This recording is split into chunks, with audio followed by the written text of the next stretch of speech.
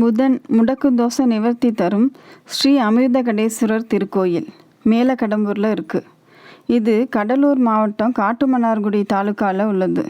செட்டித்தாங்கல் வழியாக ஏலூர் ஆயங்குடி போகிற ரோட்டில் 6 கிலோமீட்டரில் இருக்குது. இது ஒரு கரக்கோயில். அப்படின்னா கல்லால் கட்டப்பட்டதுன்னு அர்த்தம். வரலாறு: தேவர்களும் அசுரர்களும் திருப்பார்கடலை கடைகிறாங்க. அப்போ அவங்களுக்கு அமுத கலசம் கிடைக்கிது. முழு முதற் கடவுளான விநாயகரை வழிபடாமல் அந்த அமுதத்தை சாப்பிட பார்க்குறாங்க தேவர்கள் அசுரர்களும்.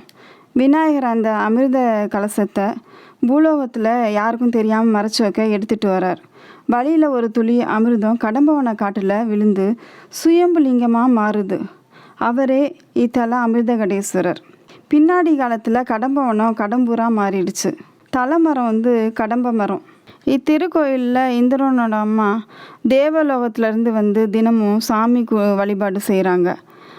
இதை பார்த்த இந்திரன், அம்மா இப்படி கஷ்டப்பட்டு பூலோகம் போய் சாமி கும்பிட்றாங்க, அதனால் இங்கே இருக்கிற சாமிகளெல்லாம் தேரில் தூக்கி வச்சு தேவலோகம் எடுத்துகிட்டு போக பார்க்குறார்.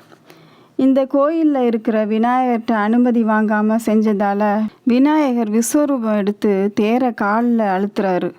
தேர் கல்லா மாறி பூமியில் லேசாக இறங்கிடுச்சு.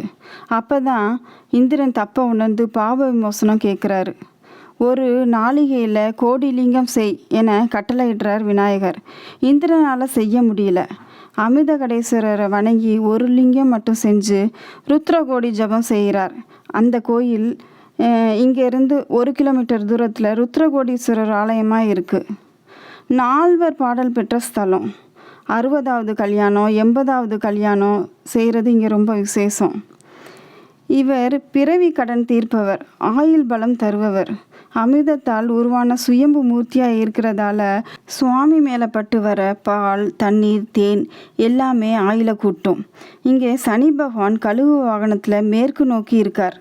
அங்காரகன் வழிபட்டதால் செவ்வாய் தோசை நிவர்த்தி ஸ்தலம். அருணகிரிநாதர் முருகனுக்கு திருப்புகழ் பாடியிருக்கார். சதய நட்சத்திரக்காரர் வழிபட வேண்டிய கோயில்.